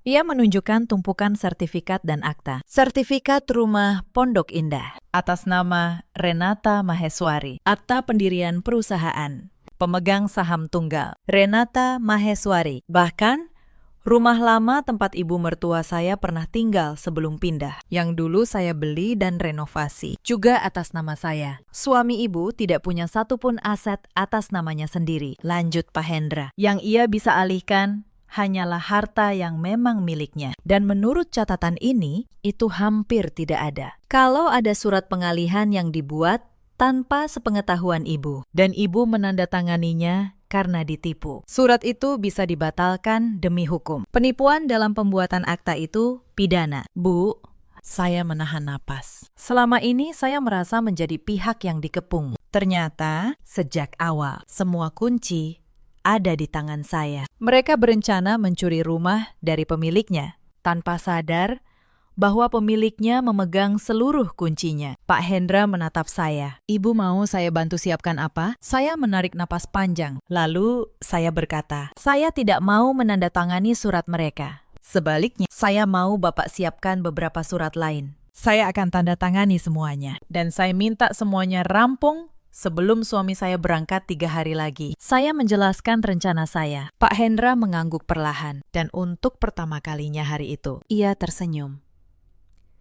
Bu Renata, katanya, selama belasan tahun saya menangani urusan banyak keluarga. Saya sering melihat perempuan yang dikhianati lalu kehilangan segalanya karena mereka tidak tahu hak mereka sendiri. Ibu beda. Ibu menyiapkan diri tanpa sadar sejak 10 tahun lalu. Sekarang, tinggal kita gunakan dengan benar. Kata-kata itu menguatkan saya. Saya pulang dari kantor Pak Hendra dengan kepala tegak. Tapi saya tahu hari-hari ke depan akan menjadi yang paling berat. Saya harus tetap berpura-pura, hidup di bawah satu atap dengan orang-orang yang sedang merencanakan kehancuran saya, sambil diam-diam menyusun balasan. Pulang ke rumah malam itu, ujian pertama langsung datang. Galang sedang duduk di ruang tengah bersama Nadia. Begitu saya masuk, mereka berhenti bicara. Seperti biasa, Galang menatap saya dengan senyum yang dibuat-buat. Dari mana, Renata? Malam-malam begini. Dari butik? Mas, jawab saya tenang. Ada urusan stok yang harus saya cek. Nadia menyela. Dengan nada yang seolah peduli, tapi sebenarnya menyelidik. Kak, akhir-akhir ini kakak sibuk sekali ya. Sering keluar. Hati-hati loh, nanti rumah tangga terbengkalai. Saya menahan diri untuk tidak tertawa. Perempuan yang sedang menghancurkan rumah tangga saya menasihati saya soal menjaga rumah tangga. Iya, Nadia. Terima kasih sudah mengingatkan, kata saya manis. Tenang saja, saya selalu menjaga apa yang jadi milik saya. Saya menekankan 2 kata terakhir, milik saya. Saya melihat Nadia dan Galang bertukar pandang sekilas. Mereka tidak menangkap maksud saya. Mereka kira saya hanya bicara basa-basi. Padahal, saya sedang memberitahu mereka tanpa mereka sadari bahwa saya tahu persis apa yang menjadi milik saya dan saya tidak akan melepaskannya. Beberapa hari berikutnya, tekanan di rumah semakin terasa. Galang dan Nadia mulai melibatkan Bu Sukma. Mereka membujuk ibu mertua saya agar berpihak. Saya beberapa kali mendengar Nadia berkata pada ibunya, Bu, Renata itu sekarang sudah berubah. Sombong karena punya uang. Bu harus dukung Mas Galang. Bu Sukma yang malang hanya bingung. Ia perempuan tua yang tidak mengerti urusan bisnis dan dokumen. Ia hanya tahu bahwa di rumah ini ada ketegangan. Dan ia tidak tahu harus berpihak kemana. Beberapa kali ia menatap saya dengan tatapan menyesal. Seolah ingin mengatakan sesuatu, tapi tidak berani. Suatu sore, Bu Sukma diam-diam menghampiri saya di dapur. Dengan suara pelan, ia berkata, Nak Renata, Ibu minta maaf. Ibu tahu ada yang tidak beres di rumah ini. Tapi Ibu tidak tahu apa. Nadia dan Galang sering berbisik-bisik. Ibu cuma bisa berdoa semoga semuanya baik-baik saja. Saya menggenggam tangan tua itu. Saya tidak marah pada Bu Sukma. Ia korban juga, dengan caranya sendiri. Tidak apa-apa, Bu, kata saya. Ibu tenang saja.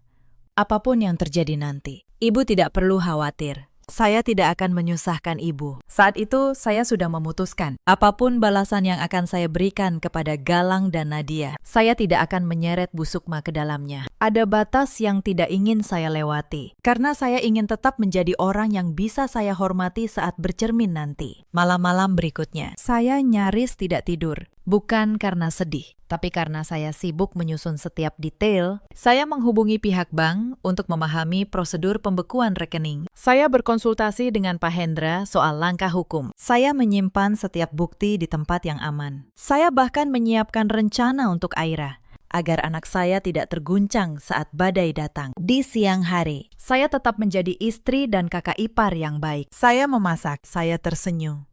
Saya melayani. Saya bahkan sesekali memuji masakan Nadia, agar ia tidak curiga. Sandiwara ini melelahkan, tapi saya tahu ini hanya sementara. 3 hari lagi, semuanya akan berakhir. Dan saya yang akan menentukan bagaimana akhirnya. Tapi sebelum membalas, saya harus tahu siapa perempuan bernama Selena itu. Saya tidak ingin bertindak berdasarkan tebakan. Saya minta seorang teman lama yang bekerja di bidang investigasi untuk menelusurinya secara diam-diam. Hasilnya datang 2 hari kemudian. Selena Anggraini, 26 tahun. Ia bukan orang asing yang kebetulan ditemui Galang. Ia justru kenalan Nadia, adik ipar saya yang memperkenalkan mereka. Dan ini bagian yang paling menyakitkan. Ternyata Nadia sudah lama tidak suka pada saya. Ia merasa kakaknya hidup dalam bayang-bayang istri yang lebih kaya, dan ia ingin mengubah itu. Rencana mereka utuh sekarang di kepala saya. Nadia menjodohkan Selena dengan Galang. Galang akan menceraikan saya setelah aset berpindah. Selena akan menggantikan posisi saya, dan Nadia akan mendapat bagian sebagai dalang yang mengatur semuanya. Umroh itu hanya hadiah pembuka sebelum mereka menguras habis hidup saya. Yang membuat saya paling muak bukan pengkhianatannya, tapi keberanian mereka memakai ibadah sebagai topeng. Mereka pikir dengan membawa nama tanah suci, dosa mereka akan terlihat lebih bersih. Malam itu, saat makan malam, semua topeng itu sempat terlepas sebentar. Saya sengaja memancing. Saya berkata santai, "Mas, kalau bisnis sedang berat, kita harus lebih hati-hati soal pengeluaran besar, ya." Nadia yang menyahut dengan senyum sinis. "Kakak ini terlalu pelit, Mas. Untung Mas Galang yang membangun semua ini. Kalau bukan karena Mas, butik itu mungkin sudah tutup." Saya menatapnya. Saya tahu itu kebohongan total. Galang tidak pernah menyetor 1 rupiah pun modal. Tapi saya hanya tersenyum. "Iya, ya. Untung ada Mas Galang." Galang tertawa puas, merasa menang. Ia bahkan menambahkan, "Renata cuma perlu tanda tangan kalau diminta. Urusan besar, biar laki-laki yang pikir." Saya menundukkan kepala, pura-pura patuh. Di dalam, saya mencatat setiap kata. Numpang nama, tinggal tanda tangan. Mereka benar-benar mengira saya hanya perabot yang bisa dipindah-pindah. Mereka tidak tahu, malam itu juga, surat-surat yang akan menjatuhkan mereka sudah siap di laci kantor saya. Sejak hari itu, saya mulai memperhatikan segalanya dengan lebih teliti. Dan semakin saya perhatikan, semakin jelas betapa dalam pengkhianatan ini sudah berakar. Bukan baru sebulan 2 bulan, ini sudah berbulan-bulan disusun. Sementara saya sibuk bekerja keras untuk keluarga yang diam-diam merencanakan kejatuhan saya. Suatu sore, Bu Asi, asisten rumah tangga yang sudah ikut saya hampir 8 tahun, menghampiri saya dengan ragu. Ia perempuan sederhana, tapi setia. "Bu Renata," katanya pelan, "maaf kalau saya lancang, tapi saya sering melihat Mas Galang dan Mbak Nadia bicara berdua di ruang belakang. Kalau saya lewat, mereka langsung diam. Saya jadi tidak enak hati." Saya menggenggam tangannya. "Terima kasih, Bu Asih. Tolong, kalau Ibu lihat atau dengar apapun lagi, beritahu saya. Tapi jangan sampai mereka tahu Ibu cerita ke saya." Bu Asih mengangguk. Sejak hari itu, saya punya sepasang mata tambahan di rumah saya sendiri. Dan apa yang ia sampaikan beberapa hari kemudian membuat saya semakin paham. Galang dan Nadia bahkan sudah membahas pembagian. Berapa yang akan jadi milik Galang, berapa yang akan jadi milik Nadia sebagai jasa mengatur semuanya. Mereka membagi-bagi harta saya seperti membagi kue di rumah saya. dengan uang saya yang membayar listrik dan makanan mereka. Beberapa malam kemudian, Galang menunjukkan wajah aslinya dengan lebih terang. Saat saya menolak memberi tambahan dana untuk apa yang ia sebut keperluan mendadak, ia membentak. Kamu ini istri macam apa? Suami minta sedikit saja susah. Dasar perempuan perhitungan. Aira yang sedang belajar di meja makan terkejut. Saya melihat anak saya menunduk, menahan air mata. Galang bahkan tidak peduli anaknya ada di sana. Ia melempar kata-kata kasar, lalu pergi ke kamar sambil membanting pintu. Malam itu, saya memeluk Aira dan berjanji dalam hati, tidak akan saya biarkan anak ini tumbuh dengan menganggap perlakuan seperti itu wajar. Esoknya, saya menemui Pak Hendra lagi. Kali ini bukan hanya untuk berkonsultasi, tapi untuk mengeksekusi langkah pertama. Saya minta ia menyiapkan dokumen-dokumen yang akan saya butuhkan. Saya juga mulai mengamankan salinan seluruh sertifikat dan akta di tempat yang aman, jauh dari jangkauan Galang dan Nadia. Saya tidak mau di saat genting ada dokumen penting yang tiba-tiba hilang. Sementara itu, di rumah, sandiwara saya terus berlanjut. Saya tetap memasak, tetap tersenyum, tetap bersikap seperti istri yang tidak tahu apa-apa. Galang semakin yakin rencananya berjalan mulus. Ia semakin sering bertemu Selena, semakin terang-terangan. Nadia semakin percaya diri. Mereka tidak sadar, setiap langkah sombong mereka justru memperkuat berkas yang saya kumpulkan. Suatu hari, saya bahkan mendengar Nadia berkata pada ibunya, "Bu Sukma, Bu, sabar saja. Sebentar lagi, rumah ini benar-benar jadi milik keluarga kita. Renata itu cuma numpang mama. Dia tidak akan berani melawan Mas Galang." Bu Sukma, yang sebenarnya tidak tahu rincian rencana itu, hanya diam. Tapi kalimat Nadia itu menancap di kepala saya. Numpang mama. Mereka benar-benar membalik kenyataan. Saya, pemilik sah segalanya, dibilang numpang mama di rumah saya sendiri. Saya bisa saja meledak saat itu juga. Tapi saya tahan, karena saya paham. Kemarahan yang diumbar hanya membuat lawan waspada. Kemarahan yang disimpan, lalu dilepaskan di waktu yang tepat, jauh lebih menghancurkan. Saya memilih yang kedua. Akhir pekan itu, ada acara kumpul keluarga besar di rumah. Kerabat dari pihak Galang datang. Duduk di ruang tamu yang saya tata, menyantap makanan yang saya siapkan. Saya melayani mereka dengan senyum, seperti tuan rumah yang baik. Tapi di tengah obrolan, Galang melakukan sesuatu yang membuat saya benar-benar mengerti seberapa rendah ia menilai saya. Salah seorang pamannya bertanya tentang bisnis. Galang langsung menjawab dengan bangga, seolah semua itu hasil kerjanya. Alhamdulillah, usaha kami sekarang sudah punya banyak karyawan. Saya yang atur semuanya. Renata sih cuma bantu-bantu di belakang. Bantu-bantu di belakang. Bisnis yang saya bangun dari kontrakan kecil di Depok. Dengan tangan saya sendiri. Dengan air mata dan malam-malam tanpa tidur. Ia sebut bantu-bantu. Saya berdiri di sudut ruangan, membawa nampan teh, dan hanya tersenyum. Nadia menambah luka itu. Iya, untung Mas Galang ulet. Kakak Renata mah orangnya santai. Kalau bukan karena Mas Galang, mungkin usaha itu sudah lama tutup. Beberapa kerabat mengangguk-angguk. Percaya. Saya menuangkan teh ke cangkir mereka. Tetap tenang. Di dalam hati, saya mencatat setiap wajah yang ikut menertawakan saya hari itu. Bukan untuk membalas mereka, tapi untuk mengingat bahwa orang bisa dengan mudah memihak kebohongan yang terdengar menyenangkan. Hanya satu orang yang tidak ikut tertawa. Aira, anak saya berdiri di pintu dapur. Menatap saya dengan mata yang berkaca-kaca. Ia tahu kebenarannya. Dan ia tidak tahan melihat ibunya direndahkan. Saya menggeleng pelan padanya, isyarat agar ia diam. Belum saatnya. Malam setelah para tamu pulang, saya membereskan sisa-sisa pesta sendirian. Galang sudah tidur. Nadia sibuk dengan ponselnya. Bu Asih membantu saya mencuci piring. Dan dengan suara pelan ia berkata, "Bu, saya tidak tahan lihat ibu diperlakukan begitu. Ibu yang capek kerja, mereka yang menikmati." Saya tersenyum. "Tidak apa-apa, Bu Asih.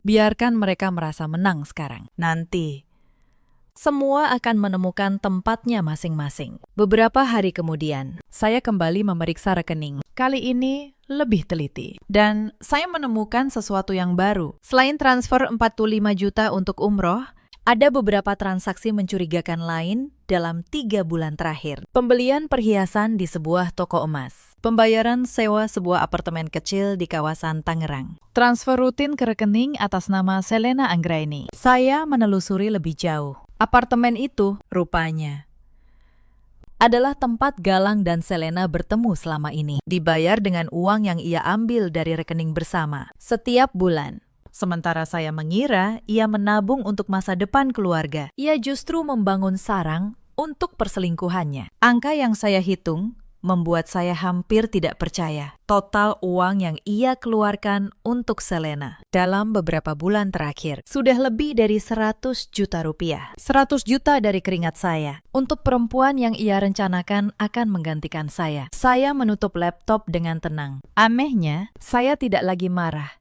Saya justru merasa bersyukur karena setiap rupiah yang ia curi, setiap transaksi yang ia sembunyikan, kini menjadi bukti yang akan menghancurkannya di pengadilan. Ia mengira sedang mengumpulkan kemenangan, padahal ia sedang menggali kuburannya sendiri. Satu transfer demi satu transfer. Saya mencetak semua bukti itu. Saya susun rapi dalam map. Saya serahkan ke Pak Hendra untuk diamankan. Bukti percakapan dari Aira, catatan transfer, dokumen umroh palsu, rekaman suara yang berhasil direkam Bu Asih saat Galang dan Nadia berbincang. Semuanya lengkap.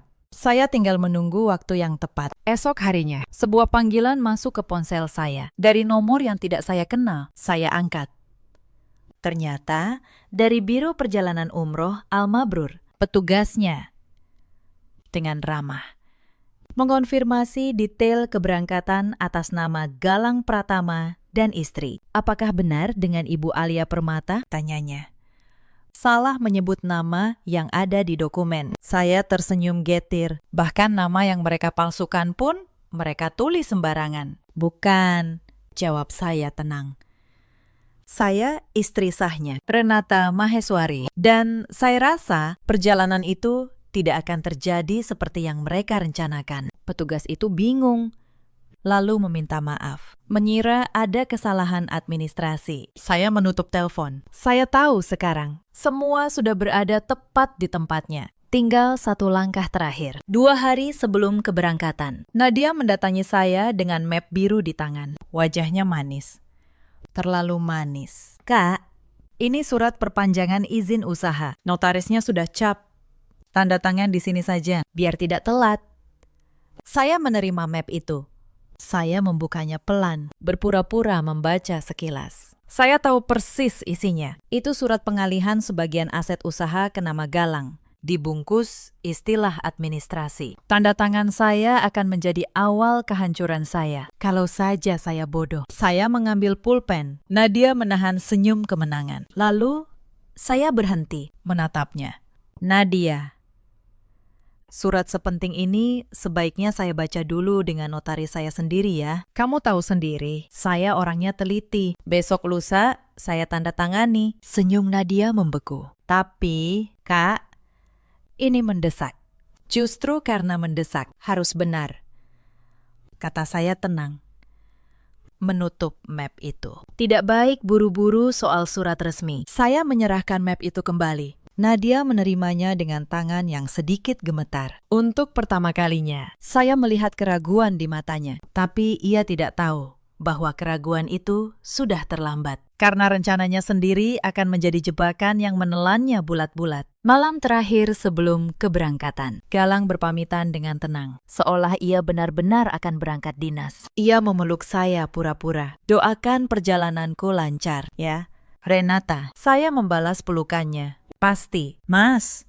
Semoga kamu mendapat semua yang pantas kamu terima. Ia tidak menangkap makna ganda dalam kalimat saya. Ia hanya tersenyum dan masuk ke kamar untuk mengemas koper. Saya berdiri di ruang tengah, menatap punggungnya. Esok pagi, di bandara, ia akan menemukan kejutan yang sudah saya siapkan. Dan dunia yang ia bangun di atas kebohongan akan runtuh. Persis di tempat yang ia kira paling aman. Pagi keberangkatan tiba. Saya bangun lebih awal dari biasanya. Saya tidak menangis. Saya hanya memakai pakaian rapi, seperti hendak menghadiri rapat penting. Karena memang hari itu adalah rapat paling penting dalam hidup saya. Galang sudah berangkat ke bandara sejak subuh. Ia bilang akan check-in lebih dulu. Saya tahu ia tidak sendiri. Selena pasti sudah menunggunya di sana. 2 orang yang siap terbang ke Tanah Suci di atas pengkhianatan. Tapi mereka tidak tahu satu hal. Sehari sebelumnya, bersama Pak Hendra, saya sudah menandatangani serangkaian dokumen. Surat kuasa pembekuan sementara rekening bersama, laporan resmi ke pihak bank atas dugaan penyalahgunaan dana usaha, dan 1 berkas tebal berisi seluruh bukti. Siap diajukan ke pengadilan agama begitu waktunya tiba. Pagi itu, dana di rekening bersama saya bekukan. Bukan rekening pribadi Galang, karena ia memang nyaris tidak punya apa-apa di sana. Yang saya bekukan adalah akses ke uang usaha yang selama ini ia anggap miliknya. Kartu kredit tambahan atas nama perusahaan yang ia pegang, saya nonaktifkan. Dalam 1 pagi, lelaki yang merasa kaya itu kembali menjadi seperti 10 tahun lalu. Tidak punya apa-apa, saya berangkat ke bandara, bukan untuk membuat keributan. Saya bukan perempuan yang berteriak di tempat umum. Saya datang hanya untuk satu hal, untuk melihat dengan mata sendiri saat kebenaran menjemput mereka. Saya tiba saat mereka sedang antre di counter check-in. Galang berdiri di sana, mengenakan baju koko putih, tampak khusyuk. Di sampingnya, perempuan muda yang saya kenali dari foto, Selema. Mereka tertawa kecil, seperti pasangan bahagia. Pemandangan itu seharusnya menghancurkan saya, tapi saya sudah melewati titik itu. Saya tidak menghampiri mereka. Saya hanya berdiri agak jauh dan menunggu. Karena saya tahu, sebentar lagi sistem akan bekerja sendiri. Petugas konter mencoba memproses tiket dan pembayaran tambahan untuk bagasi. Kartu yang disodorkan Galang ditolak. Ia mencoba kartu lain. Ditolak lagi. Wajahnya mulai berubah. Ia mengeluarkan ponsel, membuka aplikasi bank. Dan saya bisa melihat dari kejauhan bagaimana raut wajahnya berubah pucat. Rekening yang ia kira penuh, kini terkunci. Saldo yang ia banggakan, tidak bisa ia sentuh. Ia panik. Menggeser layar berkali-kali. Selena di sampingnya mulai gelisah, bertanya, "Ada apa?" Saat itulah ponselnya berdering. Saya tahu, itu panggilan dari pihak bank. Mengonfirmasi laporan resmi atas dugaan penyalahgunaan dana usaha. Saya melihat tangan Galang gemetar memegang ponsel. Ia menoleh ke kiri dan ke kanan, seperti orang yang baru sadar tanah di bawah kakinya hilang. Lalu, matanya menangkap saya, berdiri tenang. Beberapa meter darinya, wajahnya berubah dari pucat menjadi merah. Lalu pucat lagi. Ia berjalan cepat menghampiri saya, meninggalkan Selena yang kebingungan. "Renata," katanya. Suaranya tertahan. "Apa-apaan ini? Kenapa semua rekening diblokir?" Saya menatapnya tenang. "Selamat pagi. Mas, mau berangkat ke Malaysia?" katanya. "Tapi kenapa bajunya koko putih? Dan kenapa ada perempuan di sebelah sana memakai nama saya di paspornya?" Wajahnya membeku. Ia tidak menyangka saya tahu sejauh itu. "Saya bisa jelaskan," katanya tergagap. "Tidak perlu," kata saya. "Saya sudah tahu semuanya. Saya tahu soal Selena. Saya tahu soal rencana kamu dan Nadia untuk memindahkan aset saya. Saya tahu uang umroh itu kamu ambil dari rekening usaha saya, 45 juta. Saya punya catatannya." Ia terdiam. Lidahnya keluh dan yang lucu. "Mas," lanjut saya, "kamu menghabiskan 10 tahun merasa menjadi tuan rumah. Padahal kamu hanya tamu. Rumah Pondok Indah itu atas nama saya. Perusahaan itu atas nama saya. Mobil yang kamu pakai atas nama perusahaan saya. Kamu mau memindahkan aset ke nama kamu. Tapi kamu tidak punya satu pun aset untuk dipindahkan. Yang kamu punya cuma nama yang selama ini saya pinjamkan." Selena mendekat. Mungkin mendengar sebagian. "Galang, ada apa?" "Katanya kamu pengusaha sukses. Katanya semua ini punya kamu." Saya menoleh padanya. Saya tidak membentak. Saya hanya berkata pelan, "Mbak, saya turut prihatin. Tapi sebaiknya Mbak tanyakan ke Mas Galang. Harta mana yang ia janjikan ke Mbak? Karena semua yang ia ceritakan itu milik saya, dan saya tidak kemana-mana. Wajah Selena berubah. Kekecewaan, lalu kemarahan. Ia mundur selangkah, menatap Galang dengan tatapan yang berbeda. Topeng pengusaha sukses itu retak di depan matanya sendiri. Jadi selama ini kamu bohong, suara Selena meninggi. Kamu bilang rumah, mobil, bisnis. Semua punya kamu. Kamu bilang kita akan menikah setelah umroh ini. Ternyata kamu cuma suami yang numpang hidup di harta istrinya. Galang berusaha meraih tangan Selena. Sayang, dengar dulu. Aku bisa jelaskan, ini cuma masalah sementara. Selena menepis tangannya. Sementara, kartu kamu ditolak di depan banyak orang. Istri sah, kamu berdiri di sana, dan kamu menyuruhku percaya ini sementara. Ia menyambar kopernya. Aku ditipu. Kalian semua menipu aku. Saya berdiri diam menyaksikan itu. Saya tidak merasa puas dan tidak juga kasihan. Saya hanya melihat kebenaran melakukan tugasnya. Perempuan yang mengira sedang merebut kekayaan baru sadar.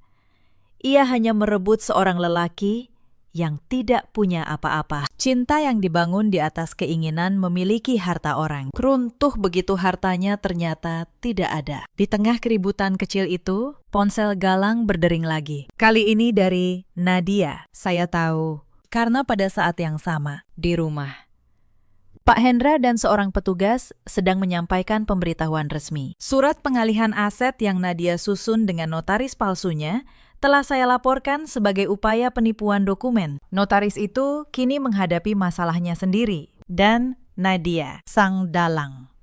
Namanya tercatat di laporan. Galang menjawab telepon dengan tangan gemetar. Dari kejauhan, saya bisa mendengar suara Nadia yang panik. Hampir histeris. Rencana yang mereka susun rapi selama berbulan-bulan. Runtuh dalam hitungan jam. Persis di pagi yang mereka kira sebagai awal kemenangan. Renata, tolong, kata Galang akhirnya. Suaranya berubah memelas. Kita bisa bicarakan baik-baik. Demi Aira. Mendengar ia menyebut nama anak saya, sesuatu di dalam diri saya mengeras. Jangan bawa-bawa Aira, kata saya.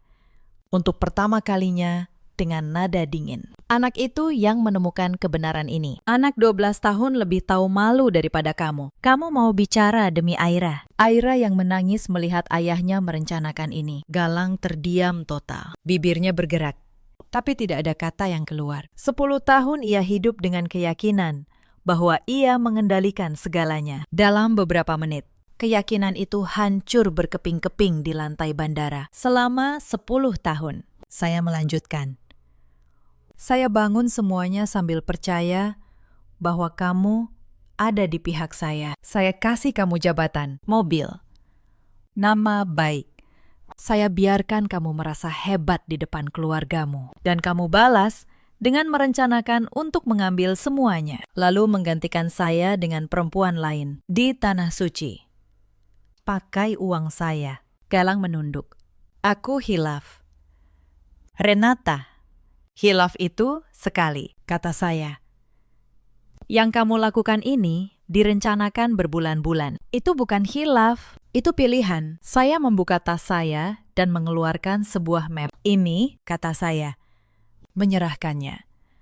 Surat gugatan cerai. Pengacara saya akan menghubungi kamu. Kamu boleh tetap berangkat umroh kalau mau. Dengan uang kamu sendiri. Oh, maaf. Kamu tidak punya. Selamat menikmati pagi ini. Mas, saya berbalik. Saya tidak menunggu jawabannya. Saya berjalan keluar dari bandara dengan langkah tegar, meninggalkan 2 orang yang baru saja kehilangan segalanya. Di ruang tunggu yang seharusnya membawa mereka ke Tanah Suci. Hari-hari setelah itu berjalan cepat. Proses perceraian saya ajukan secara resmi, dengan bukti percakapan, catatan transfer, dan upaya penipuan dokumen yang gagal. Posisi saya sangat kuat. Pengacara saya menjelaskan bahwa karena seluruh harta usaha memang berdiri di atas nama saya dan dibangun dari kontribusi saya, Galang nyaris tidak punya dasar untuk menuntut bagian. Galang sempat mencoba melawan.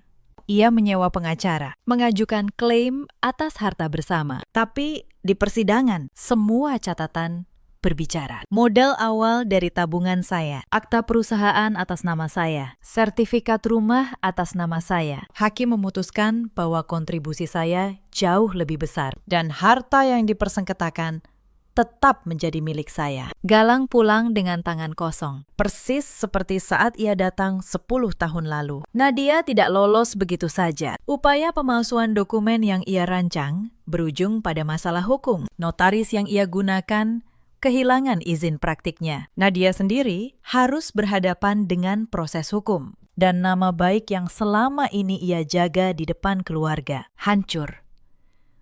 Ibu mertua saya, Bu Sukma, yang sebenarnya tidak tahu apa-apa, datang kepada saya sambil menangis, meminta maaf atas perbuatan anak-anaknya. Saya tidak membenci Bu Sukma. Saya tetap membiarkannya tinggal sementara, sampai ia menemukan tempat sendiri bersama Nadia. Bukan karena saya lemah, tapi karena saya tidak ingin menjadi seperti mereka. Membalas kekejaman dengan kekejaman hanya akan membuat saya kehilangan diri sendiri. Galang, setelah semua itu, mencoba beberapa kali menghubungi saya. Awalnya meminta maaf, lalu meminta belas kasihan. Ia bilang ia menyesal, ia kehilangan segalanya. Ia tidak punya tempat tinggal. Saya tidak menjawab pesan-pesannya. Bukan karena dendam, tapi karena saya tahu setiap kali saya membalas, saya hanya akan memberi ruang bagi luka lama untuk terbuka lagi. Saya memilih diam dan melangkah maju. Beberapa bulan kemudian, saya dengar Galang tinggal menumpang di rumah temannya. Pekerjaannya tidak menentu, tanpa nama besar istrinya, tanpa mobil mewah,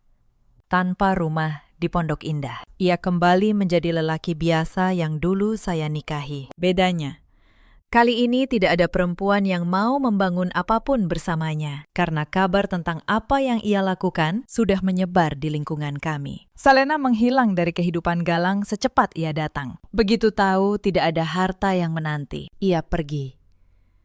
Cinta yang dibangun di atas keinginan memiliki harta orang lain memang tidak pernah bertahan lama. Adapun saya, hidup saya justru menjadi lebih ringan. Bisnis saya tetap berjalan, bahkan tumbuh lebih besar tahun itu, tanpa beban menanggung suami yang menguras dan keluarga yang menuntut. Saya bisa fokus sepenuhnya pada usaha dan anak saya. Omzet meningkat. Saya membuka cabang butik kedua. Saya mempekerjakan lebih banyak perempuan yang membutuhkan pekerjaan. Saya juga mulai membuka program pelatihan menjahit gratis untuk perempuan-perempuan yang ingin mandiri secara finansial. Saya tahu betul, banyak perempuan di luar sana yang bertahan dalam pernikahan buruk hanya karena mereka takut tidak bisa hidup sendiri. Saya pernah hampir menjadi salah satu dari mereka. Saya ingin mereka punya pilihan yang dulu hampir tidak saya miliki. Setiap kali saya melihat seorang perempuan menyelesaikan pelatihan, lalu membuka usaha kecilnya sendiri, saya merasa luka lama saya berubah menjadi sesuatu yang berguna. Pengkhianatan yang dulu menghancurkan saya kini menjadi alasan saya membantu orang lain bangkit. Aira tumbuh menjadi anak yang lebih kuat. Kami lebih dekat sekarang. Suatu malam, ia memeluk saya dan berkata, "Bunda hebat.